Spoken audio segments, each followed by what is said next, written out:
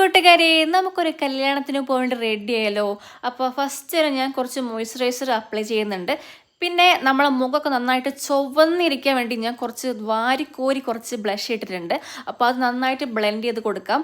അതിനുശേഷം നമുക്ക് ഐലൈനർ ഞാൻ എന്തായാലും കണ്ണാടിയിൽ നോക്കി എഴുതുകയാണ്, കാരണം പെട്ടെന്ന് എഴുതാൻ വേണ്ടിയിട്ടാണ്. പിന്നെ ഐബ്രോസ് ഞാൻ ഫില്ല് ചെയ്യുമ്പോൾ എപ്പോഴും നമ്മൾ മിഡിൽ നിന്ന് തുടങ്ങണം. സ്റ്റാർട്ടിങ് തുടങ്ങിയാൽ പിന്നെ നമുക്കൊരു ഫിനിഷിങ് കിട്ടില്ല. അപ്പോൾ അതെല്ലാം നല്ല അടിപൊളിയായിട്ട് ഞാൻ എഴുതിയിട്ടുണ്ട്.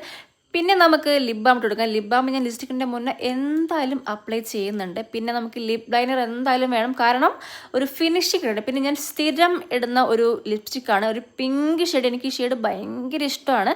അപ്പം അതെല്ലാം ഇട്ട് കൊടുത്തു. നമുക്ക് പിന്നെ എന്താണ്, പിന്നെ നമുക്കിനി മുടിയിലേക്ക് കിടക്കാം. അപ്പോൾ മുടിയിൽ ഇനി കാര്യമായ പരിപാടികളൊന്നും വേണ്ട, കാരണം മുടി നമുക്കൊന്ന് അയച്ചിടാം, ഫ്രീ ആയിട്ടിടാം. അപ്പോൾ അതിനായിട്ട് മുടി നമുക്ക് നന്നായിട്ടൊന്ന് സെറ്റ് ചെയ്ത് വെച്ചാൽ മാത്രം മതി. പിന്നെ നമുക്ക് കമ്മൽ ഏത് വേണമെന്നുള്ള കൺഫ്യൂഷനാണ്. അപ്പോൾ ഇതിലുള്ള കമ്മലൊന്നും എനിക്ക് ഇഷ്ടപ്പെട്ടില്ല. അപ്പം ഞാൻ വേറെ പുതിയൊരു കമ്മലുണ്ട്, ഫസ്റ്റ് ടൈമാണ് ഇടുന്നത്. അപ്പോൾ ഈ കമ്മൽ എനിക്ക് തോന്നി ഇതിന് മാച്ചായിരിക്കുന്നു. അപ്പോൾ ഇട്ട് നോക്കുമ്പോഴും നല്ല രസമുണ്ട്.